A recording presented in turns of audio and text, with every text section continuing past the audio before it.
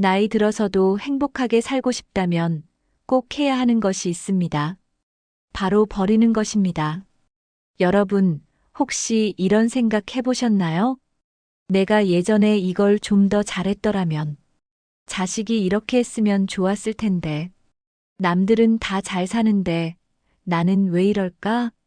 이런 생각들이 쌓이면 마음이 무거워지고 결국 스트레스로 이어집니다.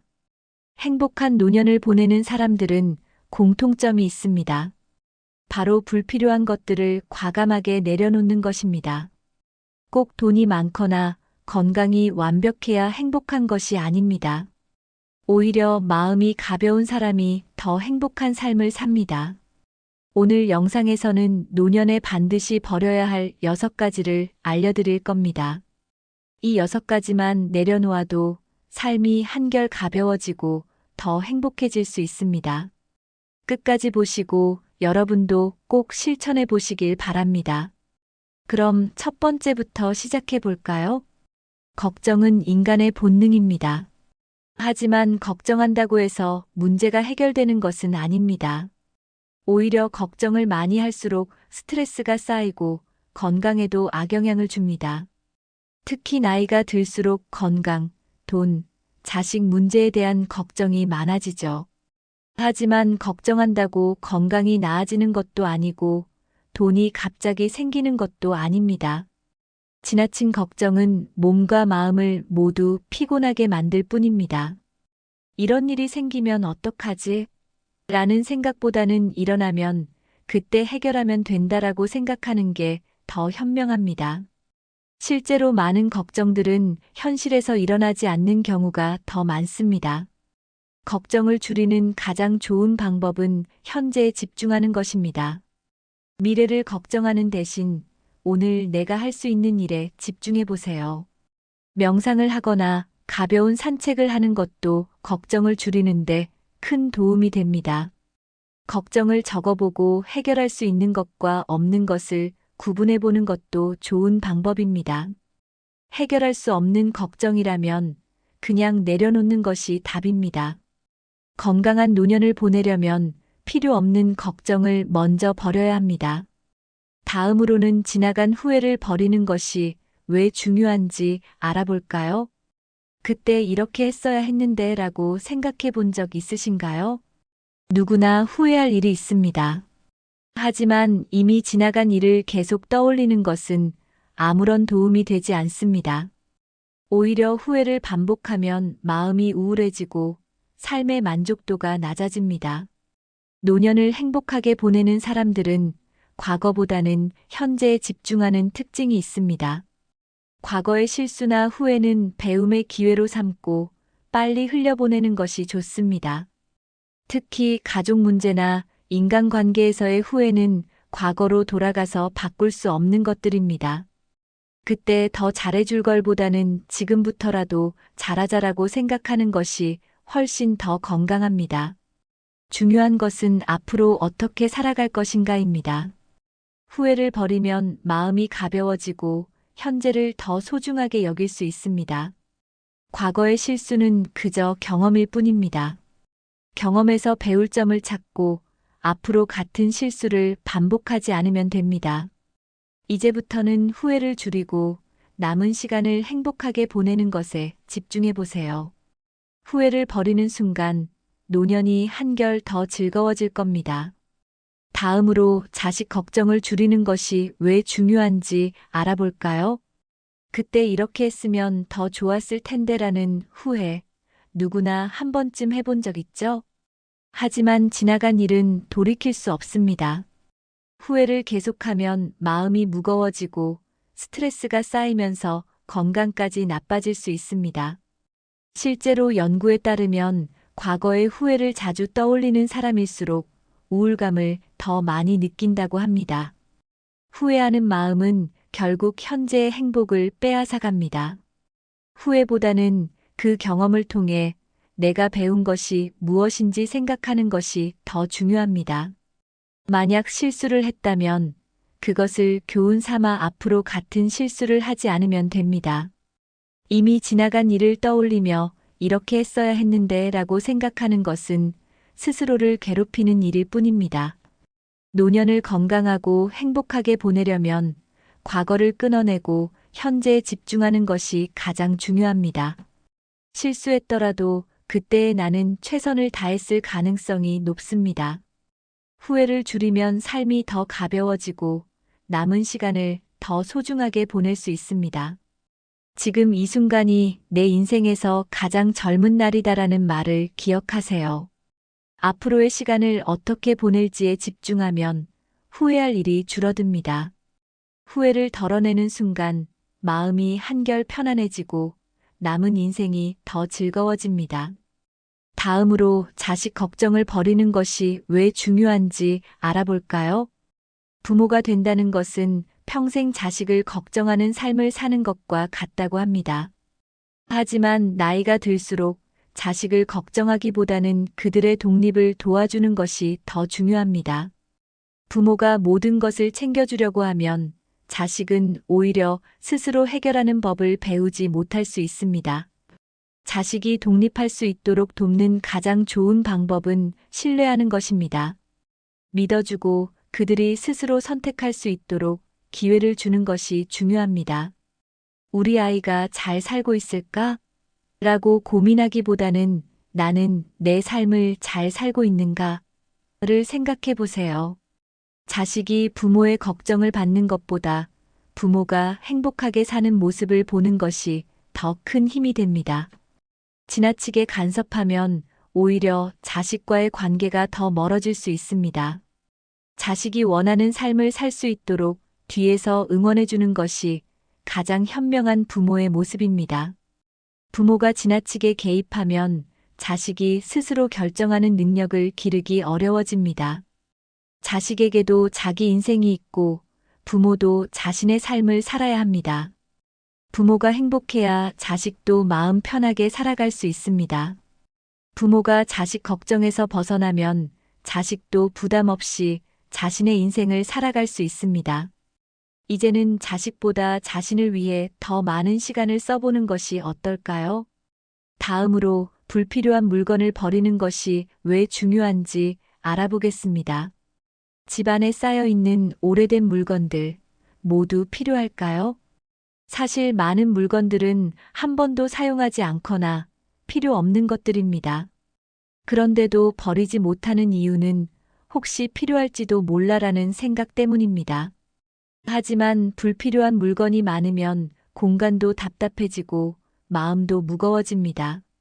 집이 복잡하면 스트레스도 더 많이 받는다는 연구 결과도 있습니다. 불필요한 물건을 정리하면 삶의 질이 훨씬 좋아집니다. 정리하는 과정에서 추억이 담긴 물건을 발견할 수도 있습니다. 하지만 모든 물건을 간직할 필요는 없습니다. 정말 소중한 몇 가지 물건만 남기고 나머지는 과감히 정리하는 것이 좋습니다. 안 쓰는 물건이 있으면 필요한 사람에게 나눠주는 것도 좋은 방법입니다. 정리하는 과정에서 집안 분위기도 새로워지고 기분도 상쾌해집니다. 나이가 들수록 간편하고 깔끔한 공간에서 생활하는 것이 훨씬 편리합니다. 불필요한 물건을 정리하는 것은 새로운 시작을 의미하기도 합니다. 공간이 정리되면 마음도 더 여유로워지고 생활이 더 즐거워집니다. 다음으로 남과 비교하는 마음을 버리는 것이 왜 중요한지 알아볼까요? 사람들은 흔히 남들과 비교하면서 자신의 가치를 판단합니다. 하지만 남과 비교하는 순간 행복은 점점 멀어지게 됩니다. 저 사람은 저렇게 잘 사는데 나는 왜 이럴까? 이런 생각이 들 때가 있죠? 그런데 그 사람도 자기만의 고민과 어려움을 가지고 있을 가능성이 높습니다. 나이가 들수록 비교하는 습관은 더 큰 스트레스를 가져올 수 있습니다. 특히 요즘은 인터넷과 SNS 때문에 남과 비교하는 일이 더 많아졌습니다. 하지만 온라인에서 보이는 모습이 그 사람의 진짜 삶을 반영하는 것은 아닙니다. 비교하는 순간 내 삶의 소중한 부분들이 보이지 않게 됩니다. 나는 남보다 부족하다라고 생각하면 자신감을 잃고 우울해질 수도 있습니다. 건강한 노후를 보내는 사람들은 남이 아닌 자기 자신에게 집중하는 특징이 있습니다. 비교 대신 내가 가진 것들에 감사하는 습관을 길러보세요. 내가 가진 것들이 얼마나 소중한지 깨닫는 순간 삶이 더 행복해집니다. 중요한 것은 다른 사람보다 잘 사는 것이 아니라 내 삶에 만족하는 것입니다. 행복한 삶을 위해서라도 남과 비교하는 마음을 버려야 합니다. 다음으로 비교하지 않는 습관을 기르는 방법을 알아볼까요? 남과 비교하지 않는 가장 좋은 방법은 자신의 기준을 정하는 것입니다. 나에게 중요한 것이 무엇인지 먼저 생각해 보세요. 예를 들어, 나는 건강하고 평온한 삶을 살고 싶다라고 정할 수도 있습니다. 그러면 남이 비싼 차를 사든 해외여행을 가든 그것이 내 행복과는 상관없다는 걸 알게 됩니다. 자신의 삶을 있는 그대로 받아들이는 것이 행복의 시작입니다. 남과 비교하는 대신 어제의 나와 비교해 보세요. 어제보다 더 건강하고 더 즐거운 하루를 보내고 있다면 그것이 최고의 삶입니다. 매일 내가 오늘 잘한 일을 적어보는 것도 좋은 방법입니다. 작은 성취라도 스스로 칭찬하면 자존감이 높아지고 비교하는 습관이 줄어듭니다. 주변의 행복한 사람들을 보며 부러워하기보다는 그들의 행복을 축하해주는 마음을 가져보세요. 비교는 경쟁을 만들지만 공감은 관계를 더 깊어지게 합니다. 나도 저렇게 살아야 하는데 라고 생각하는 순간 스스로를 힘들게 하는 것입니다. 비교하지 않는 연습을 하다 보면 자연스럽게 마음이 편안해질 겁니다. 결국 중요한 것은 남이 아니라 내 삶입니다. 다음으로 부정적인 인간관계를 끊는 것이 왜 중요한지 알아볼까요? 나이가 들수록 좋은 사람들과 함께하는 것이 건강에도 중요합니다. 하지만 때때로 나를 힘들게 하는 사람들과 억지로 관계를 유지하는 경우도 있습니다. 스트레스를 주는 인간관계는 정신 건강뿐만 아니라 신체 건강에도 나쁜 영향을 줍니다. 연구에 따르면 부정적인 관계를 지속하는 사람들은 혈압이 높아지고 면역력도 약해진다고 합니다. 특히 비난을 하거나 부정적인 말을 자주 하는 사람들과 함께하면 자신도 부정적인 감정에 빠질 수 있습니다. 불필요한 다툼이나 갈등이 반복된다면 그 관계를 다시 생각해 볼 필요가 있습니다. 인간관계도 정리가 필요할 때가 있습니다. 좋은 관계는 서로에게 긍정적인 영향을 주는 관계입니다. 반대로 만날 때마다 기분이 나빠지고 에너지가 소진된다면 그 관계를 유지할 이유가 없습니다. 건강한 노후를 위해서는 긍정적인 사람들과 어울리는 것이 중요합니다. 혼자 있는 시간이 많아지더라도 나를 힘들게 하는 사람과 억지로 어울리는 것보다 낫습니다. 인간관계를 끊는 것이 어렵다면 자연스럽게 거리를 두는 방법도 좋습니다. 모든 사람과 잘 지낼 필요는 없습니다. 내 인생에서 진짜 소중한 사람들에게 더 집중하는 것이 훨씬 현명합니다. 다음으로 건강한 인간관계를 유지하는 방법을 알아볼까요? 불필요한 인간관계를 정리하는 가장 좋은 방법은 자연스럽게 거리를 두는 것입니다. 먼저 자주 연락을 하던 사람이라면 연락 빈도를 줄여보세요. 무례한 말을 자주 하는 사람이라면 그 자리에서 정중하게 선을 긋는 것이 중요합니다. 관계를 정리한다고 해서 꼭 싸울 필요는 없습니다. 단순히 내가 소중하게 생각하는 관계에 더 집중하는 것이 정리의 시작입니다. 내 감정을 존중하지 않는 사람과는 멀어지는 것이 건강에도 좋습니다. 만날 때마다 피곤하고 기분이 나빠지는 관계라면 과감히 끊어도 됩니다. 좋은 인간관계는 서로 응원하고 배려하는 관계입니다. 관계를 정리하는 것에 죄책감을 가질 필요는 없습니다. 오히려 내 삶을 더 건강하고 행복하게 만들기 위한 과정이라고 생각하면 좋습니다. 주변에 긍정적인 영향을 주는 사람들과 더 자주 어울리세요. 좋은 에너지를 주고받는 관계일수록 삶의 만족도가 높아집니다. 이제부터라도 필요 없는 관계는 줄이고 좋은 관계를 더 소중히 여겨보세요. 인간관계가 단순해질수록 마음도 더 평온해질 것입니다. 이제 마지막으로 오늘 배운 내용을 정리해 보겠습니다. 오늘 알려드린 노년에 반드시 버려야 할 6가지, 여러분은 얼마나 공감하셨나요? 다시 한번 정리해 보겠습니다. 첫 번째, 불필요한 걱정은 이제 그만. 걱정한다고 해결되지 않습니다. 두 번째, 지나간 후회는 흘려보내야 합니다. 후회는 건강을 해칠 뿐입니다. 세 번째, 자식 걱정을 내려놓고 이제는 나를 위한 삶을 살아야 합니다. 네 번째, 불필요한 물건을 정리하면 공간도 마음도 더 가벼워집니다. 다섯 번째, 남과 비교하는 마음을 버리면 내 삶에 더 집중할 수 있습니다. 여섯 번째, 부정적인 인간관계는 과감히 정리하고 좋은 사람들과 함께 하세요. 이 6가지만 버려도 여러분의 노후는 훨씬 더 행복하고 가벼워질 것입니다. 이제 중요한 것은 지금부터 실천하는 것입니다. 당장 오늘부터라도 한 가지씩 내려놓아 보세요. 작은 변화가 쌓이면 삶이 더 긍정적으로 변할 것입니다. 여러분은 이 중에서 가장 버리기 어려운 것이 무엇인가요?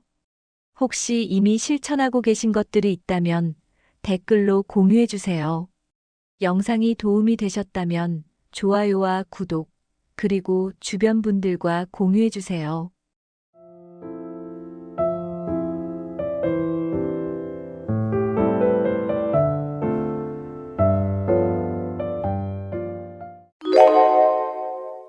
운동이 건강에 좋다는 건 누구나 알고 있습니다.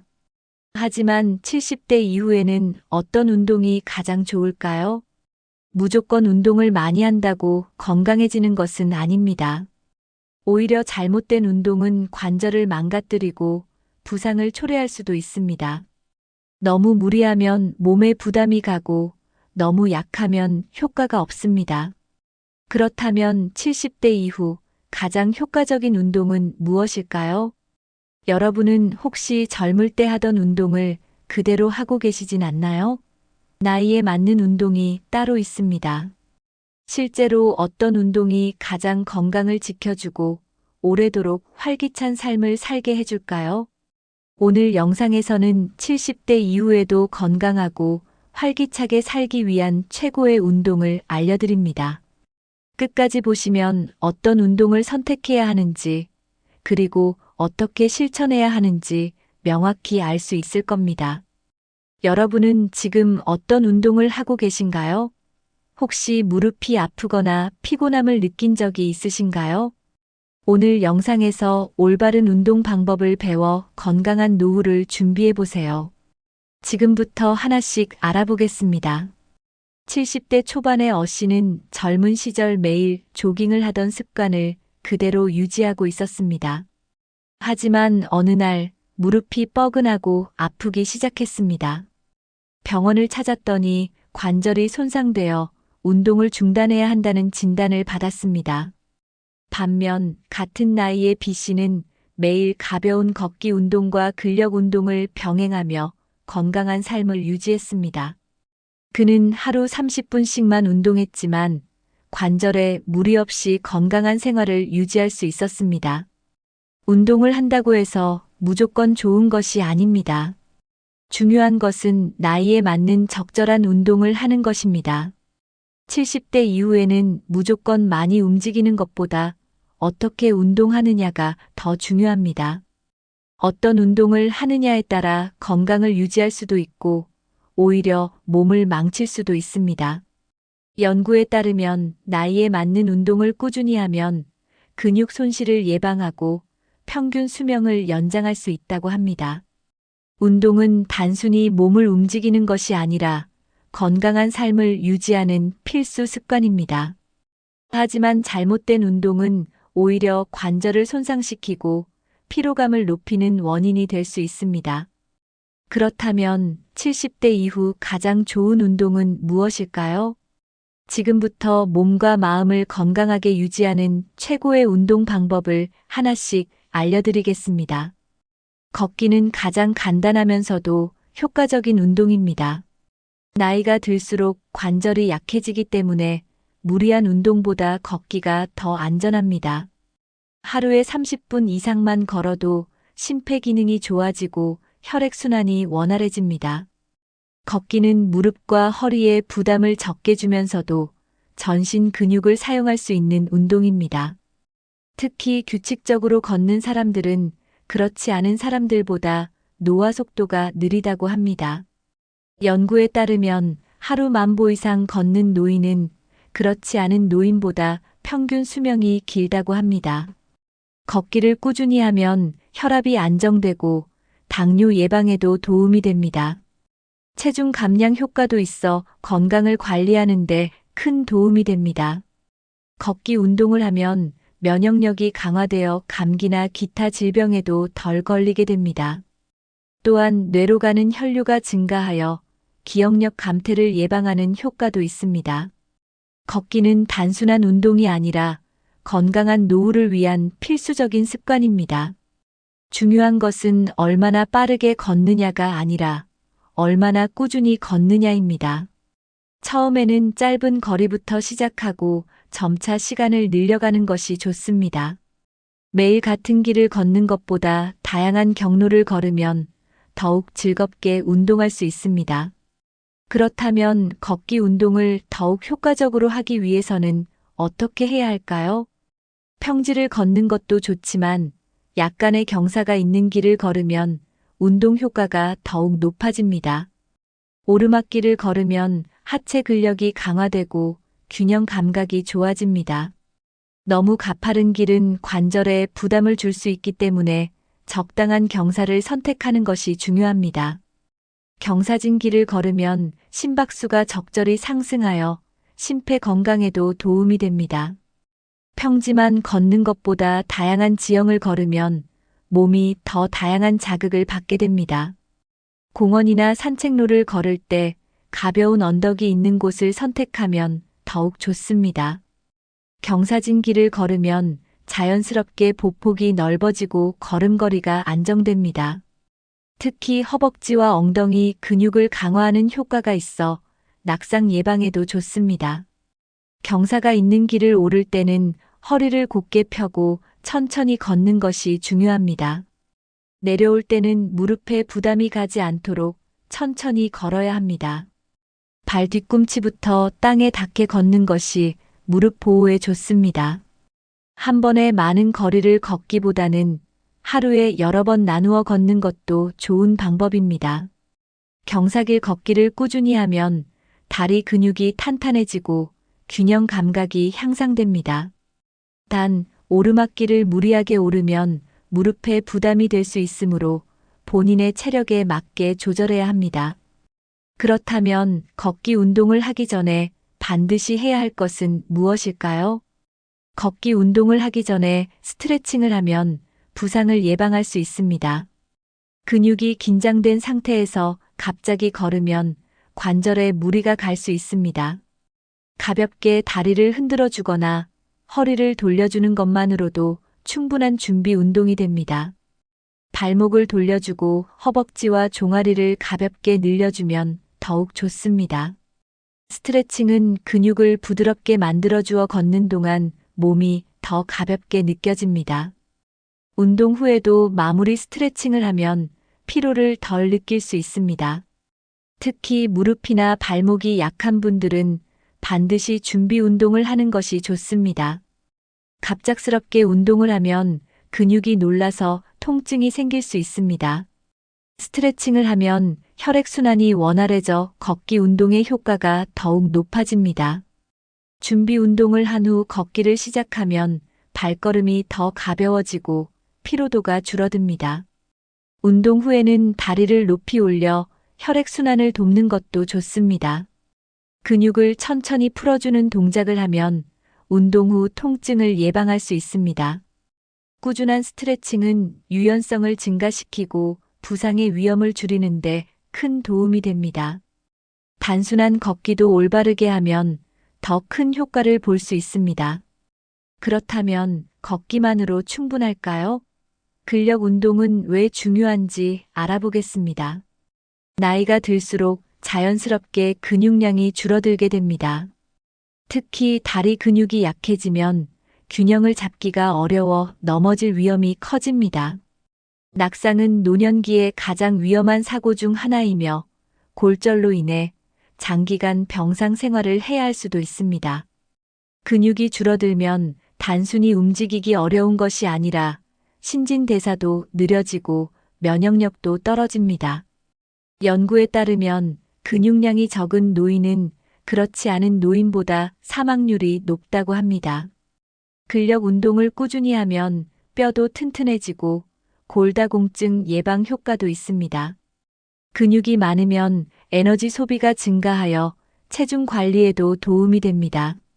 운동을 하지 않으면 근육은 더 빠르게 감소하기 때문에 꾸준한 근력 운동이 필수입니다. 하지만 무리한 웨이트 트레이닝보다는 일상에서 쉽게 할 수 있는 운동을 선택하는 것이 좋습니다. 근력 운동은 꼭 헬스장에서 하는 것이 아니라 집에서도 충분히 가능합니다. 의자에서 앉았다 일어나기, 가벼운 아령 들기, 벽을 이용한 팔굽혀펴기 등이 좋은 예입니다. 중요한 것은 한 번에 많은 운동을 하는 것이 아니라 꾸준히 반복하는 것입니다. 하루 10분에서 20분 정도만 투자해도 근육 감소를 막을 수 있습니다. 근력 운동을 하면 혈당 조절에도 도움이 되어 당뇨 예방 효과도 있습니다. 그렇다면 집에서 쉽게 할 수 있는 근력 운동에는 어떤 것들이 있을까요? 첫 번째 운동은 의자에서 앉았다 일어나기입니다. 의자를 이용한 스쿼트 운동은 허벅지와 엉덩이 근육을 강화하는 데 효과적입니다. 의자에 앉았다가 천천히 일어나기를 반복하면 하체 근력을 기를 수 있습니다. 너무 낮은 의자보다는 약간 높은 의자를 사용하는 것이 좋습니다. 처음에는 10번씩 3세트 정도만 해도 충분한 운동 효과를 볼 수 있습니다. 두 번째 운동은 벽을 이용한 팔굽혀펴기입니다. 벽을 마주보고 손을 어깨 너비로 벌려 벽을 밀었다가 다시 돌아오는 동작을 반복합니다. 일반 팔굽혀펴기보다 부담이 적어 초보자도 쉽게 할 수 있습니다. 이 운동은 팔 근력뿐만 아니라 어깨와 가슴 근육도 강화하는 효과가 있습니다. 세 번째 운동은 발 뒤꿈치 들기입니다. 벽이나 의자를 잡고 발 뒤꿈치를 천천히 들었다가 내리는 동작을 반복합니다. 이 운동은 종아리 근육을 강화해 걸을 때 안정감을 주고 혈액순환에도 좋습니다.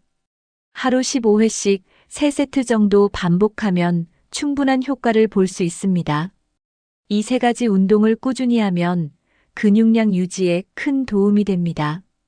그렇다면 기구 없이도 효과적인 운동 방법은 또 무엇이 있을까요? 많은 사람들이 근력 운동을 하려면 헬스장에서 무거운 기구를 사용해야 한다고 생각합니다. 하지만 몸을 이용한 운동만으로도 충분한 효과를 볼 수 있습니다. 대표적인 운동으로 벽 스쿼트가 있습니다. 벽에 등을 기대고 천천히 앉았다가 일어나는 동작을 반복하면 하체 근육을 강화할 수 있습니다. 또 다른 좋은 운동은 의자 푸시업입니다. 손을 의자에 올리고 천천히 팔굽혀펴기를 하면 상체 근력을 기르는 데 도움이 됩니다. 기구 없이도 누워서 다리 들기 운동을 하면 복부와 하체 근육을 강화할 수 있습니다. 바닥에 누워 다리를 들어 올렸다가 천천히 내리는 동작을 반복하면 허리와 복부를 튼튼하게 만들 수 있습니다. 이러한 운동들은 무리한 힘을 쓰지 않고도 근육을 유지하는 데 효과적입니다. 운동을 할 때 중요한 것은 본인의 몸 상태에 맞게 강도를 조절하는 것입니다. 처음부터 무리하게 하면 오히려 부상을 입을 수 있기 때문에 천천히 진행하는 것이 좋습니다. 하루에 10분에서 20분만 투자해도 근육 감소를 막고 건강을 유지할 수 있습니다. 몸을 많이 쓰지 않는 사람들은 근력이 급격히 줄어들 수 있으므로 작은 움직임이라도 지속하는 것이 중요합니다. 근육이 많으면 신체 균형이 좋아지고 일상생활에서도 더 편안하게 움직일 수 있습니다. 그렇다면 근력 운동 외에도 유연성을 기르는 운동이 중요한 이유는 무엇일까요? 나이가 들수록 근육과 관절이 점점 뻣뻣해지면서 유연성이 감소합니다. 몸이 굳어지면 작은 움직임에도 통증이 생기고 부상의 위험이 커집니다. 특히 허리, 무릎, 어깨 관절이 약해지기 쉬운데 스트레칭을 하면 이런 문제를 예방할 수 있습니다. 유연성이 좋은 사람들은 그렇지 않은 사람들보다 넘어질 위험이 적습니다.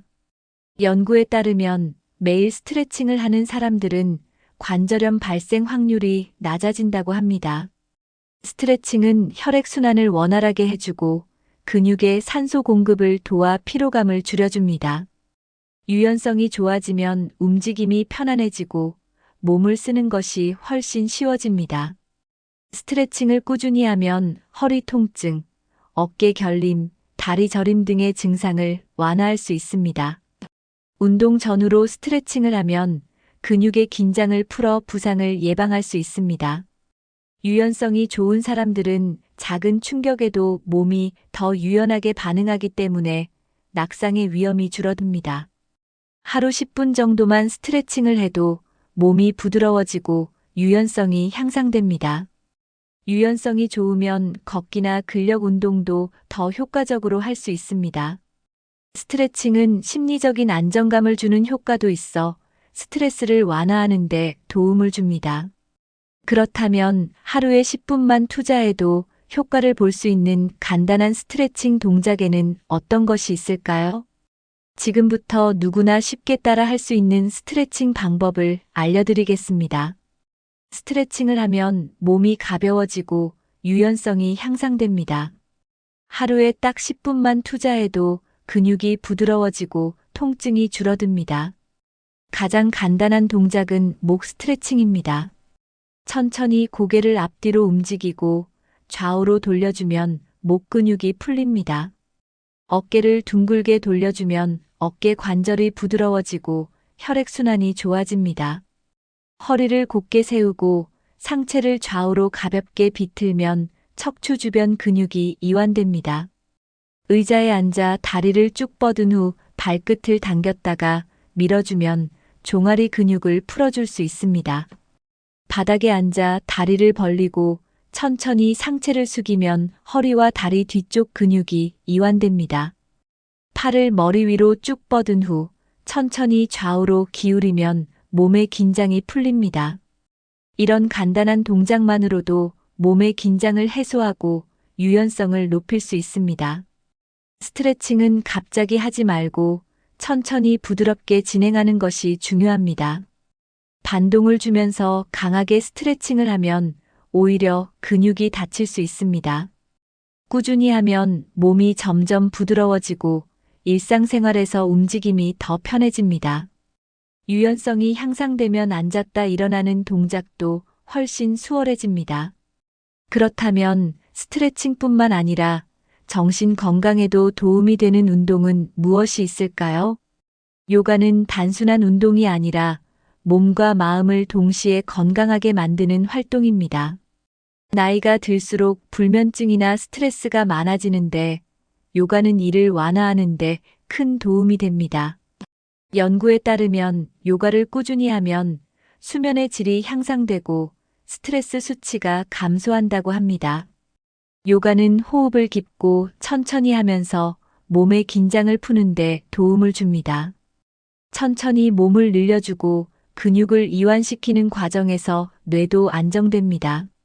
요가를 하면 신체 균형이 좋아지고 집중력도 높아집니다. 요가는 관절에 무리를 주지 않으면서도 근력과 유연성을 동시에 기를 수 있는 운동입니다. 특히 고양이 자세, 아기 자세, 나무 자세 같은 기본 동작들은 누구나 쉽게 따라 할 수 있습니다. 요가는 천천히 진행되기 때문에 관절에 부담이 가지 않고 몸 전체의 순환을 돕습니다.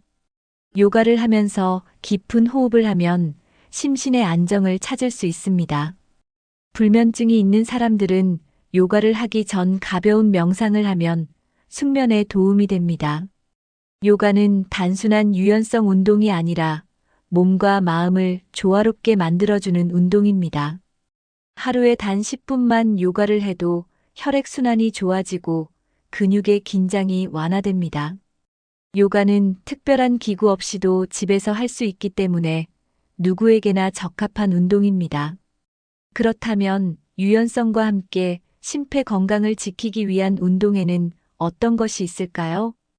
유산소 운동은 심장과 폐 건강을 유지하는 데 필수적입니다. 나이가 들수록 심폐 기능이 약해질 수 있기 때문에 가벼운 유산소 운동을 꾸준히 해야 합니다. 가장 쉬운 유산소 운동은 빠르게 걷기입니다. 일반 걷기보다 조금 빠르게 걸으면 심박수가 올라가고 혈액순환이 좋아집니다. 빠르게 걷기는 무릎에 부담을 덜 주면서도 효과적으로 심폐 기능을 향상시킵니다. 실내 자전거 타기도 좋은 유산소 운동 중 하나입니다. 자전거 운동은 관절에 무리를 주지 않으면서도 하체 근력을 키우는데 효과적입니다. 특히 실내에서 할 수 있어 날씨에 상관없이 꾸준히 운동할 수 있다는 장점이 있습니다. 수영도 관절에 부담을 적게 주면서 심폐 건강을 강화하는 운동입니다. 물속에서 움직이면 몸 전체를 골고루 사용하게 되어 유산소 효과가 극대화됩니다. 수영은 근력 운동과 유산소 운동을 동시에 할 수 있는 최고의 운동 중 하나입니다. 빠르게 걷기, 실내 자전거, 수영을 번갈아 가며 하면 지루하지 않고 지속할 수 있습니다. 유산소 운동을 꾸준히 하면 심장 건강이 좋아지고 혈압을 안정시키는 효과도 있습니다. 하지만 너무 강한 운동은 오히려 몸에 부담을 줄 수 있습니다. 그렇다면 노년기에 적절한 유산소 운동 강도는 어느 정도일까요? 심장은 우리 몸에서 가장 중요한 기관 중 하나입니다. 심장이 튼튼해야 혈액이 원활하게 순환되고 전신 건강이 유지됩니다. 유산소 운동을 꾸준히 하면 심장 근육이 강해지고 혈압 조절에도 도움이 됩니다. 심장 건강이 나빠지면 쉽게 피로해지고 작은 움직임에도 숨이 찰 수 있습니다. 적절한 유산소 운동을 하면 심장이 더 효율적으로 혈액을 펌프질할 수 있습니다. 연구에 따르면 규칙적인 유산소 운동은 심장병 위험을 크게 줄이는 것으로 나타났습니다. 심장 건강이 좋으면 혈관도 탄력적으로 유지되어 고혈압과 동맥 경화를 예방할 수 있습니다. 나이가 들수록 심장과 폐 기능이 자연스럽게 감소하지만 유산소 운동으로 충분히 유지할 수 있습니다. 운동을 할 때는 심박수가 너무 높아지지 않도록 조절하는 것이 중요합니다. 가벼운 운동부터 시작해 점진적으로 강도를 올리는 것이 좋습니다. 운동 중 숨이 찰 정도가 아니라 가벼운 대화를 나눌 수 있을 정도의 강도가 적당합니다. 심장이 너무 빨리 뛰거나 불편함을 느낀다면 즉시 운동을 멈추고 휴식을 취해야 합니다. 유산소 운동을 규칙적으로 하면 혈당 조절에도 도움이 되어 당뇨 예방 효과도 있습니다. 특히 식후 30분 후 가벼운 산책을 하면 혈당이 안정적으로 유지됩니다. 그렇다면 유산소 운동을 할 때 주의해야 할 점은 무엇일까요? 나이가 들수록 무리한 유산소 운동은 오히려 건강을 해칠 수 있습니다. 너무 강한 운동을 하면 심장이 부담을 느끼고 관절에도 무리가 갈 수 있습니다. 특히 갑자기 격렬한 운동을 하면 혈압이 급격히 올라갈 수 있어 위험합니다. 운동 후 피로감이 심하거나 어지럼증이 있다면 운동 강도를 줄여야 합니다. 유산소 운동은 강도가 아니라 지속성이 더 중요합니다. 하루에 20분에서 30분 정도 가볍게 운동하는 것이 가장 효과적입니다. 너무 빠른 속도로 걷거나 심장이 심하게 뛰는 정도의 운동은 피하는 것이 좋습니다. 오랜 시간 운동하는 것보다 적절한 강도로 꾸준히 하는 것이 더 중요합니다. 운동 중 물을 충분히 마셔서 탈수를 방지하는 것도 필요합니다. 날씨가 너무 더운 날이나 추운 날에는 실내에서 가벼운 운동을 하는 것이 좋습니다. 아침에 기온이 낮을 때 걷기를 하면 심혈관 건강에도 도움이 됩니다. 운동 전후로 가벼운 스트레칭을 하면 근육의 피로도를 줄일 수 있습니다. 심장이 너무 빨리 뛰거나 가슴이 답답한 느낌이 들면 즉시 운동을 멈춰야 합니다. 유산소 운동은 꾸준히 하지만 무리하지 않는 것이 가장 중요합니다.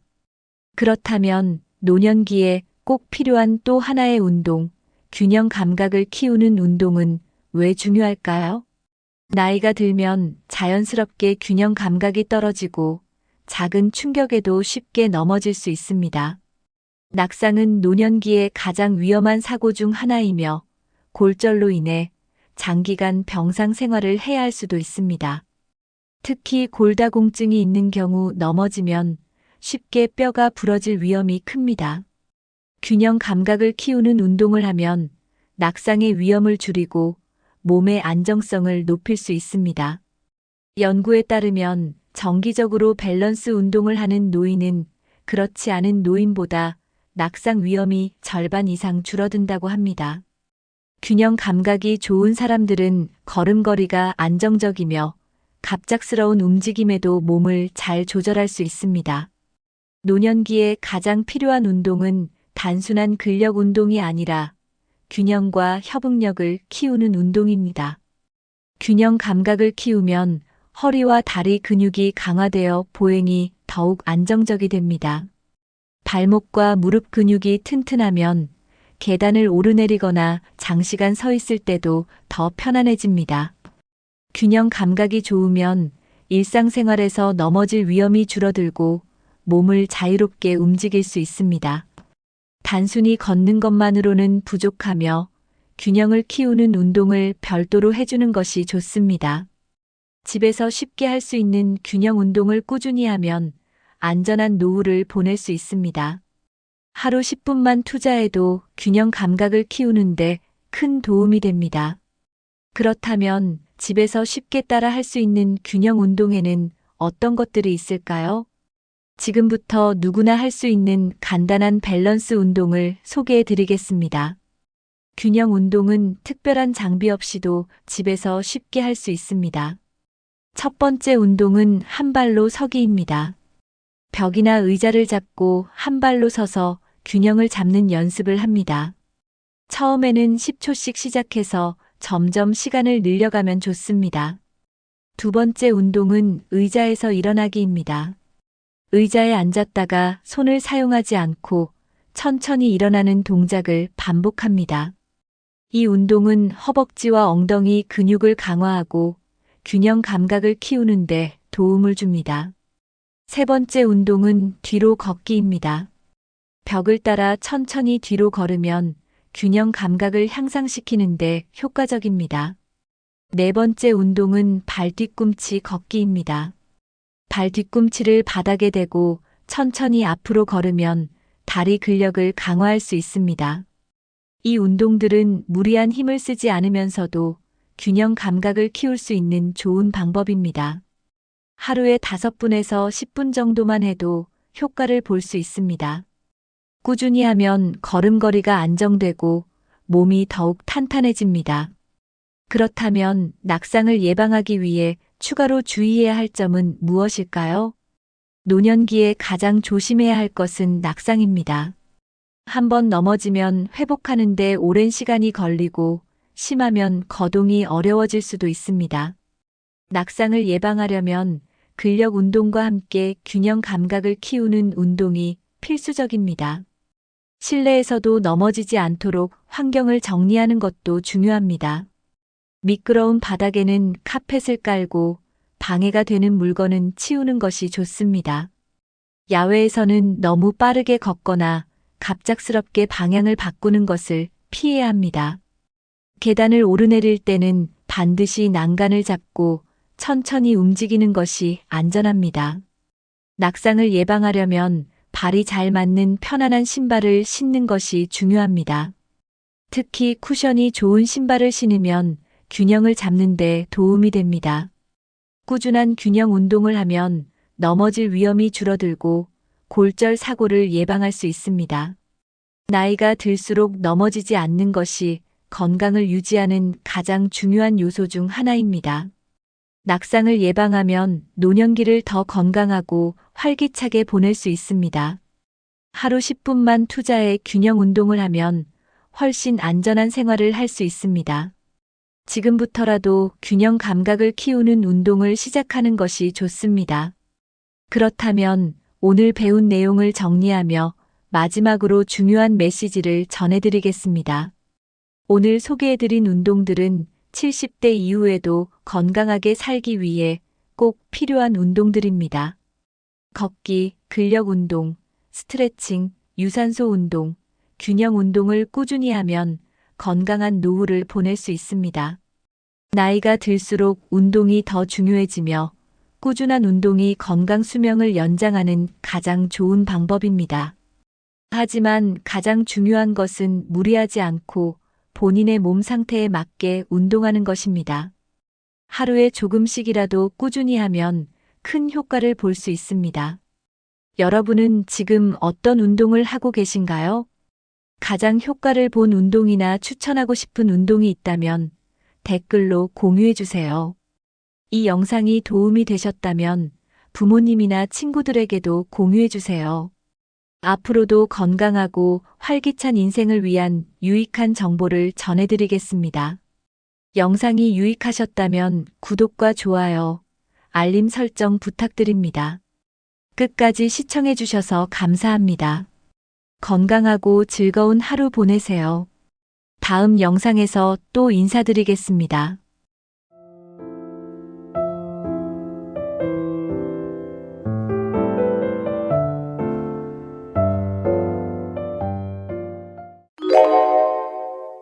나이가 들수록 인간관계는 더 중요해집니다. 하지만 누구와 어울리느냐에 따라 인생이 달라질 수 있습니다. 좋은 사람들과 어울리면 편안하고 즐거운 노후를 보낼 수 있지만 반대의 경우 오히려 스트레스만 쌓이게 됩니다.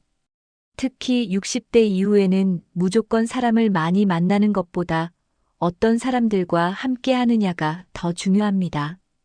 하지만 모임에 가면 꼭 만나는 사람이 있습니다. 만나고 나면 괜히 기분이 나쁘고 피곤하고 심지어 우울해지는 사람들. 이런 사람들과 계속 어울리다 보면 본인의 정신 건강에도 영향을 미칠 수 있습니다. 실제로 연구에 따르면 부정적인 인간관계는 스트레스와 우울증을 증가시키고 건강에도 악영향을 끼친다고 합니다. 나이가 들수록 우리에게 필요한 것은 단순한 사람 수가 아니라 좋은 관계입니다. 오늘 영상에서는 60대 이후 반드시 피해야 할 사람들의 특징과 건강한 인간관계를 유지하는 방법을 알려드리겠습니다.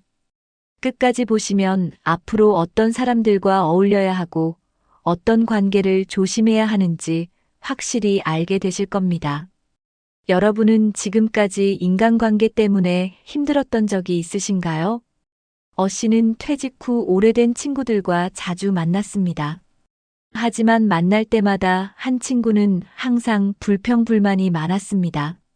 세상이 다 엉망이다. 경제가 어려워서 희망이 없다. 몸도 여기저기 아프다는 말을 반복했습니다. 처음에는 공감하며 들어줬지만 시간이 지날수록 대화가 지치고 힘들어졌습니다. 모임이 끝난 후에도 우울한 기분이 지속됐고 만나고 나면 오히려 기운이 빠지는 느낌이 들었습니다. 반면 B씨는 새로운 취미를 시작하며 긍정적인 사람들과 교류하기 시작했습니다. 그들과의 대화는 활력이 넘쳤고 만남이 끝난 후에도 기분이 좋아졌습니다. 씨는 어느 순간 깨달았습니다. 누구와 어울리느냐가 삶의 질을 결정한다는 것을. 60대 이후에는 불필요한 인간관계를 정리하고 좋은 사람들과 어울리는 것이 중요합니다. 부정적인 영향을 주는 사람들과 거리를 두고 긍정적인 에너지를 주는 사람들과 함께하는 것이 건강한 노후를 위한 첫걸음입니다. 그렇다면 60대 이후 반드시 피해야 할 사람들은 누구일까요? 지금부터 하나씩 자세히 살펴보겠습니다. 어떤 모임을 가든 항상 불평불만이 많은 사람들이 있습니다. 날씨가 맑으면 너무 덥다고 하고 비가 오면 우울하다고 합니다. 물가가 올랐다고 한숨 쉬고 뉴스만 보면 세상이 망할 것 같다고 걱정합니다. 이런 사람들과 있으면 본인도 모르게 기분이 가라앉게 됩니다. 부정적인 말은 마치 바이러스처럼 주변 사람들에게도 전염됩니다. 실제로 연구에 따르면 부정적인 말을 자주 듣는 사람들은 스트레스 수치가 높아진다고 합니다. 이런 사람들은 문제를 해결하려는 노력보다 남 탓을 하는 경향이 강합니다. 본인이 불행한 이유를 정부 탓, 자식 탓, 친구 탓으로 돌립니다. 하지만 이런 태도를 가진 사람과 계속 어울리면 본인도 점점 부정적인 사고를 하게 됩니다. 나이가 들수록 긍정적인 생각을 가지는 것이 건강에도 중요합니다. 부정적인 말만 하는 사람과 거리를 두는 것이 스트레스를 줄이는 방법입니다. 만약 피할 수 없는 상황이라면 그들의 이야기를 너무 진지하게 듣지 않는 것이 좋습니다. 대화를 긍정적인 방향으로 유도하거나 자연스럽게 화제를 바꾸는 것도 한 방법입니다. 부정적인 말은 쉽게 퍼지지만 긍정적인 말도 마찬가지입니다. 좋은 에너지를 가진 사람들과 어울리는 것이 행복한 노후를 위한 필수 조건입니다. 인간관계에서 중요한 것은 대화의 내용입니다. 만날 때마다 불행한 이야기만 하는 사람과 함께 있으면 자연스럽게 기분이 가라앉게 됩니다. 뉴스, 정치, 경제, 건강 이야기로 항상 불안감만 조성하는 사람들이 있습니다. 이런 사람들은 문제를 해결하려는 노력보다 걱정만 늘어놓는 경우가 많습니다. 걱정을 나누는 것은 좋지만 반복되는 부정적인 이야기들은 오히려 심리적으로 해롭습니다. 심리학 연구에 따르면 반복적으로 부정적인 정보를 접하면 실제로 우울감이 증가한다고 합니다. 노년기에는 스트레스를 줄이고 마음을 편안하게 유지하는 것이 건강에도 중요합니다. 만약 이런 사람과 자주 만나야 한다면 대화 주제를 바꾸는 것이 필요합니다. 부정적인 이야기가 나오면 좋은 이야기 해보자라며 유머나 가벼운 대화로 분위기를 전환하는 것이 좋습니다.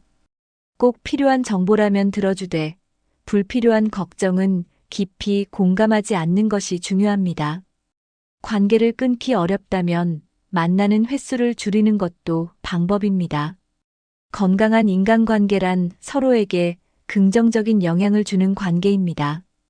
불필요한 걱정을 나누는 대신 서로 격려하고 응원하는 사람들과 어울리는 것이 좋습니다. 인생의 후반전에는 남은 시간을 어떻게 보내느냐가 더욱 중요합니다. 그렇다면 다음으로 피해야 할 사람들은 누구일까요? 부정적인 사람들과 완전히 관계를 끊기는 어렵지만 자연스럽게 거리를 두는 것은 가능합니다. 가장 쉬운 방법은 만나는 횟수를 줄이는 것입니다. 모임에서 불평불만이 많은 사람이 있으면 굳이 자리를 오래 함께하지 않는 것이 좋습니다. 연락이 올 때마다 즉각적으로 응답하기보다 천천히 반응하는 것도 방법입니다. 대화를 나눌 때 부정적인 주제가 나오면 다른 이야기 해볼까요? 라고 화제를 돌리는 것이 좋습니다. 본인이 긍정적인 분위기를 유지하면 상대도 자연스럽게 대화의 방향을 바꾸는 경우가 많습니다. 부정적인 이야기 속에서도 긍정적인 면을 찾으려고 노력하면 분위기가 달라집니다. 예를 들어 경제 이야기가 나오면 그래도 요즘 저렴하고 좋은 물건도 많아요라고 말해보는 것입니다. 부정적인 대화를 지속적으로 피하면 상대도 자연스럽게 본인을 덜 찾게 됩니다. 필요하다면 모임 자체를 조정하는 것도 좋은 방법입니다. 피곤한 사람들과의 만남을 줄이고 긍정적인 사람들과 어울리는 시간이 많아져야 합니다.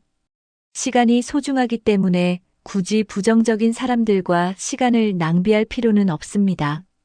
관계를 완전히 끊지 않더라도 조용히 거리를 두는 것이 가능하다는 점을 기억해야 합니다. 중요한 것은 내 기분과 정신 건강을 우선으로 생각하는 것입니다.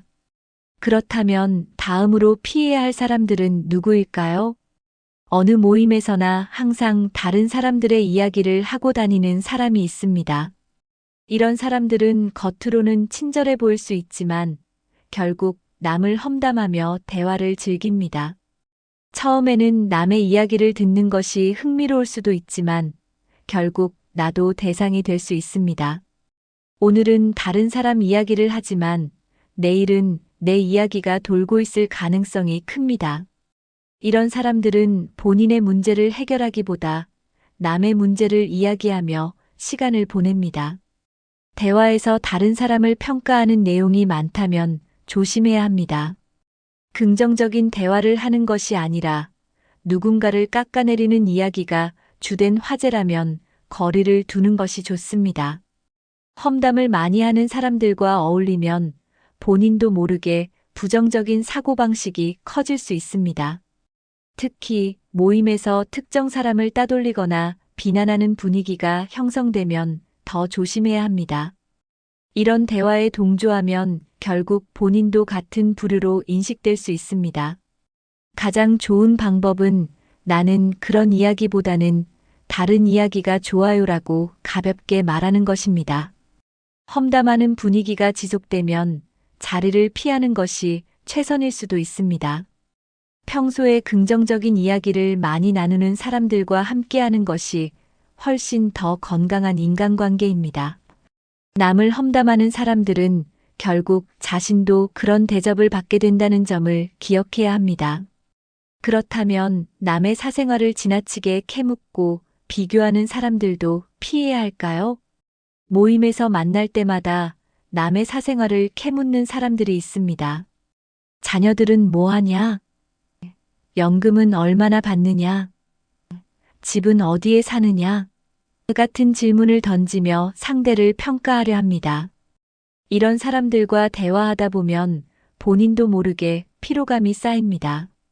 처음에는 가벼운 관심처럼 보이지만 결국 비교하고 판단하는 대화로 이어질 가능성이 큽니다. 비교당하는 기분이 들면 불필요한 스트레스를 받을 수 있습니다.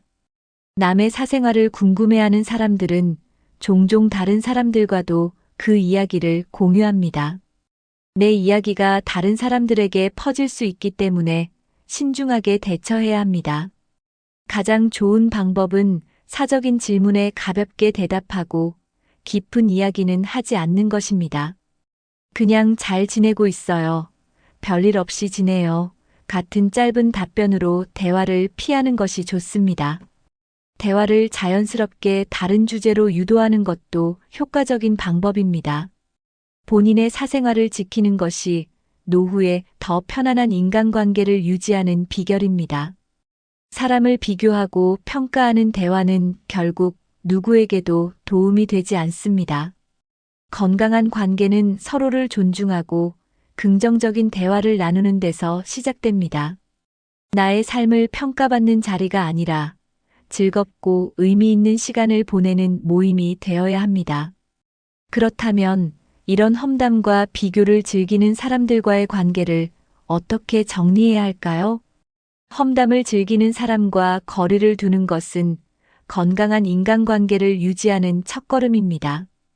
가장 먼저 해야 할 일은 이런 대화에 동조하지 않는 것입니다. 남의 이야기를 할 때 가볍게 맞장구를 치는 것만으로도 험담에 동조하는 것으로 보일 수 있습니다. 그렇군요. 정도로 짧게 반응하고 다른 주제로 대화를 돌리는 것이 좋습니다.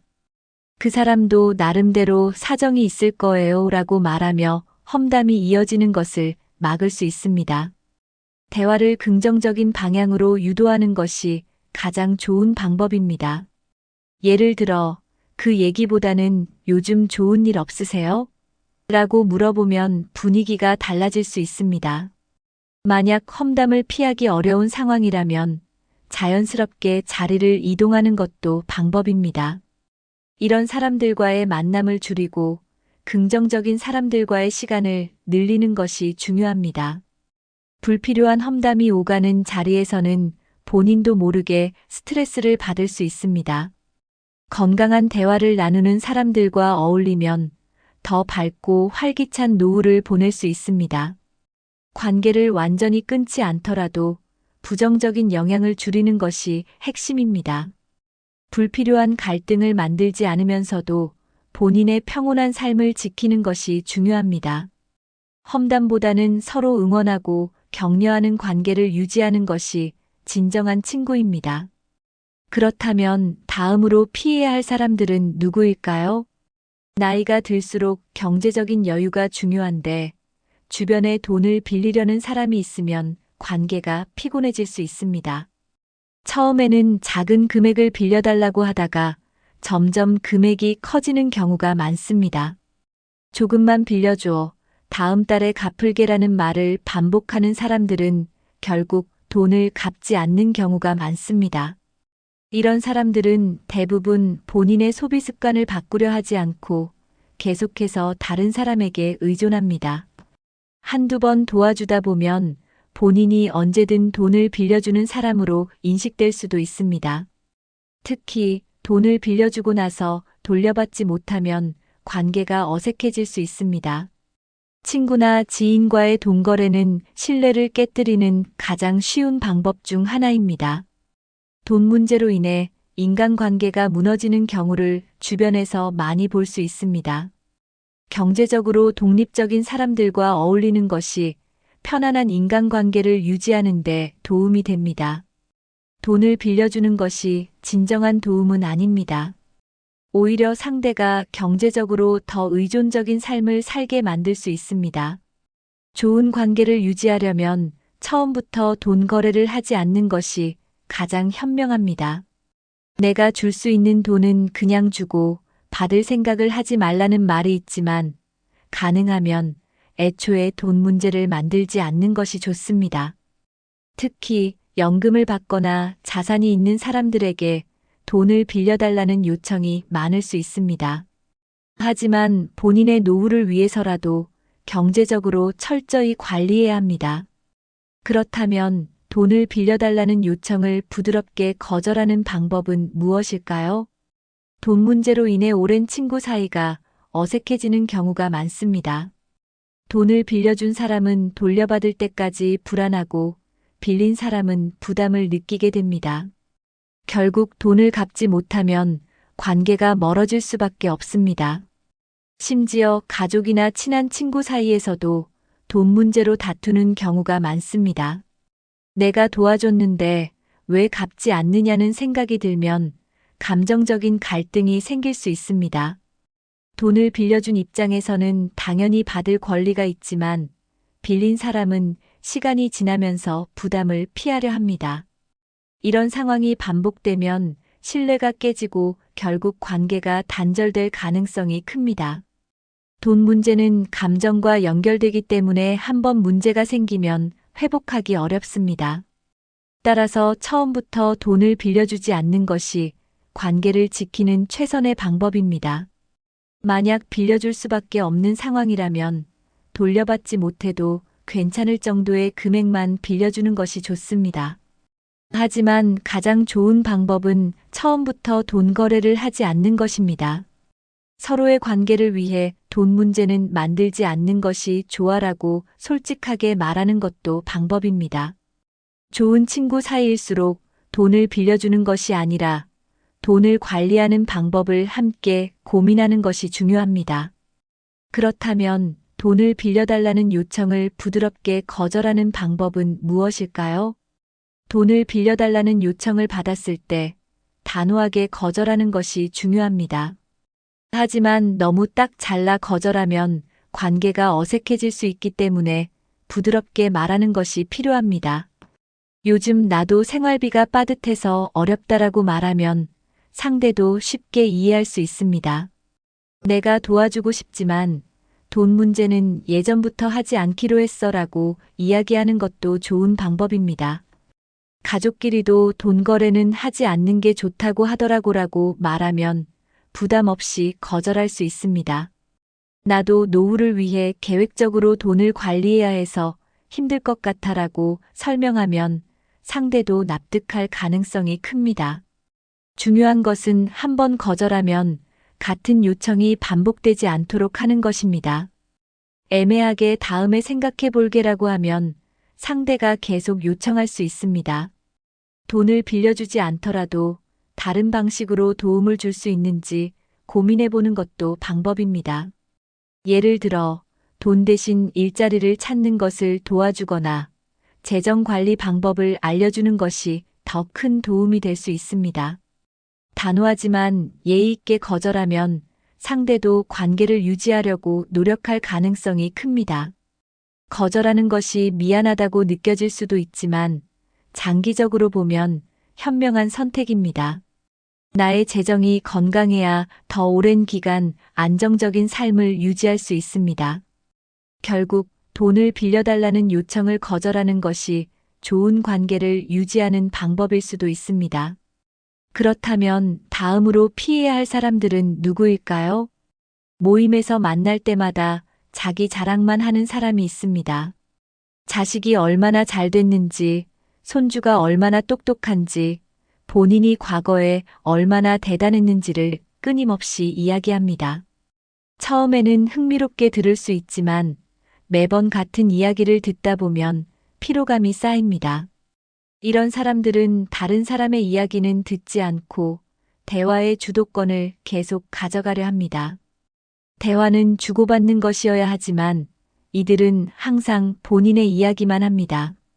상대의 이야기를 들어주는 것이 아니라 자기 말을 할 기회만 기다리는 경우가 많습니다. 이런 사람과의 대화는 소통이 아니라 일방적인 연설처럼 느껴질 수 있습니다. 특히 나이를 이유로 내가 살아보니 다 알아라는 태도를 보이면 대화가 더 어려워집니다. 주변 사람들이 점점 대화에 흥미를 잃고 자연스럽게 거리를 두게 됩니다. 결국 대화의 균형이 깨지면 관계도 불편해질 수 있습니다. 중요한 것은 나만 말하는 것이 아니라 함께 이야기하는 것입니다.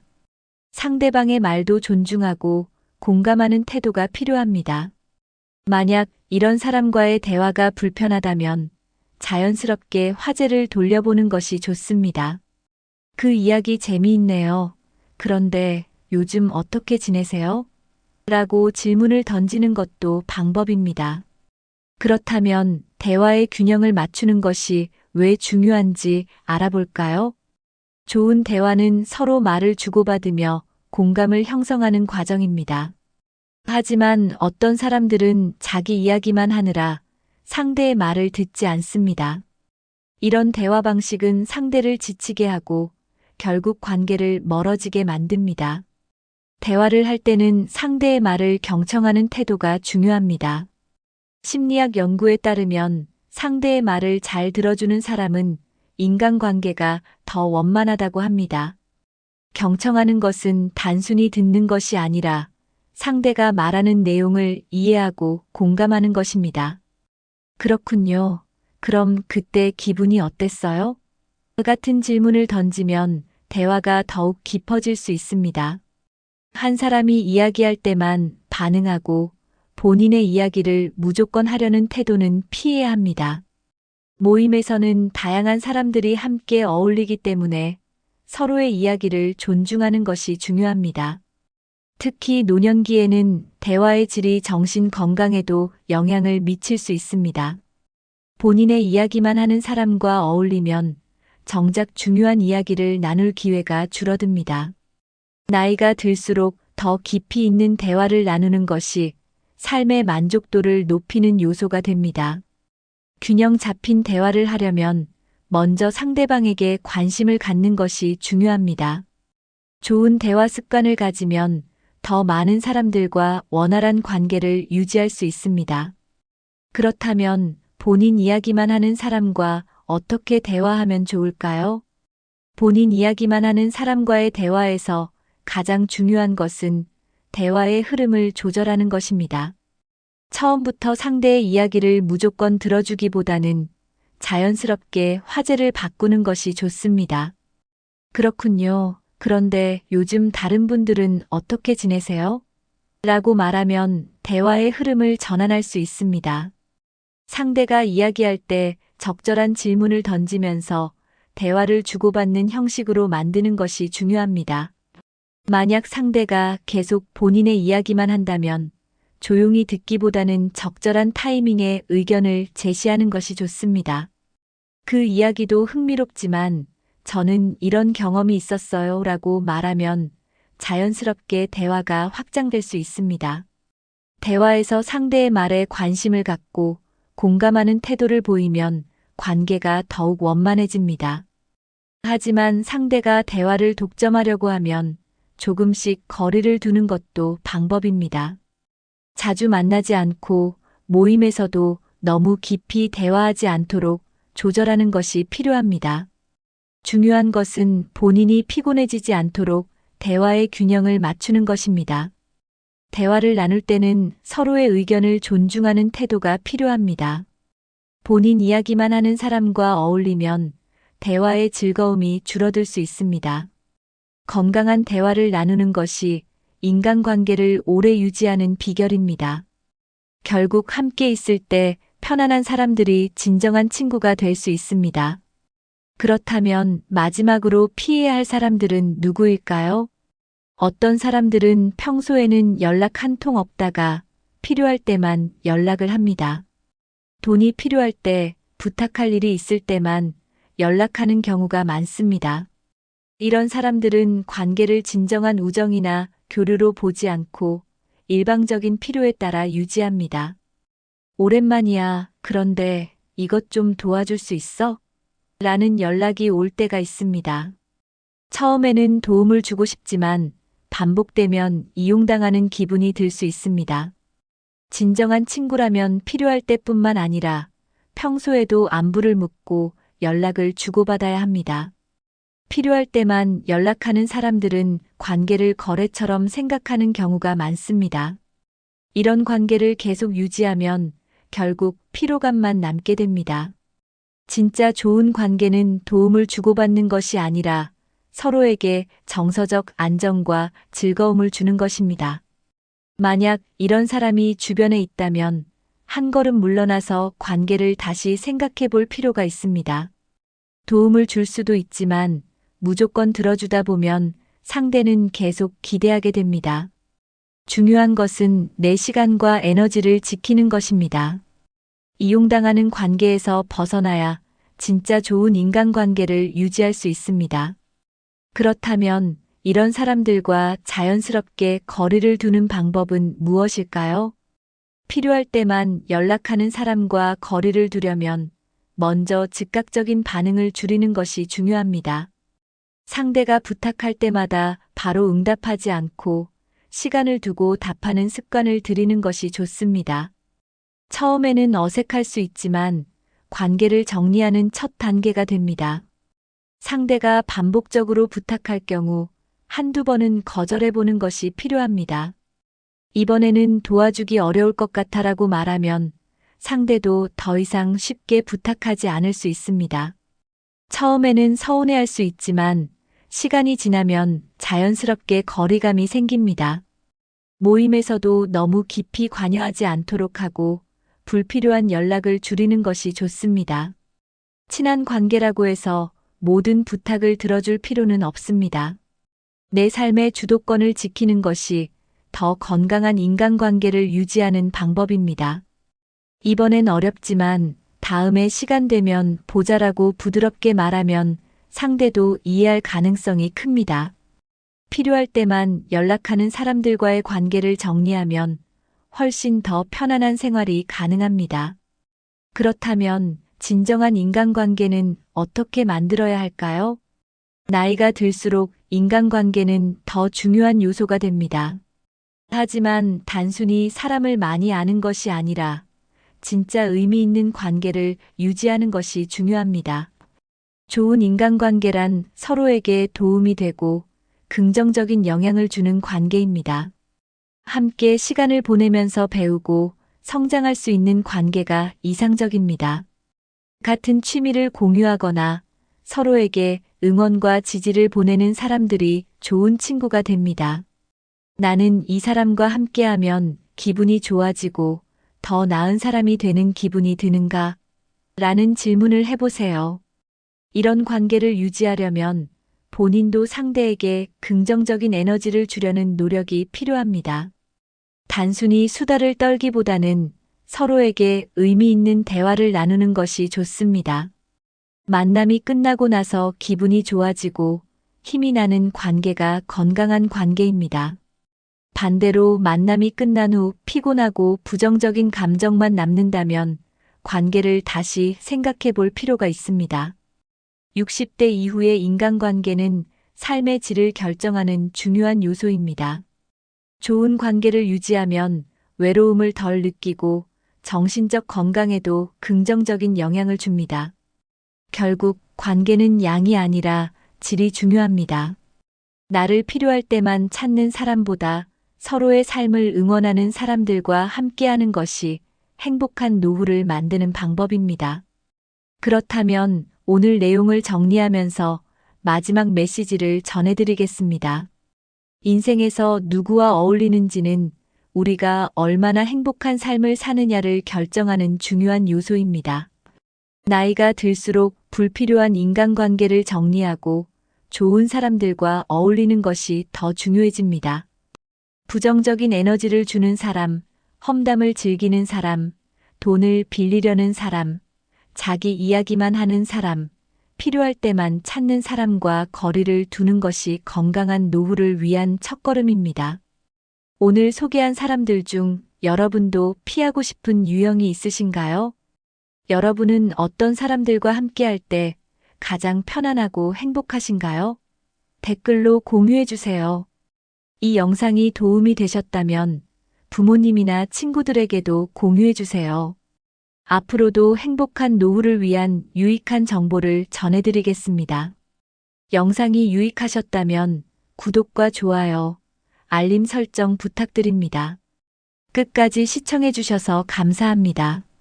건강하고 편안한 하루 보내세요. 다음 영상에서 또 인사드리겠습니다.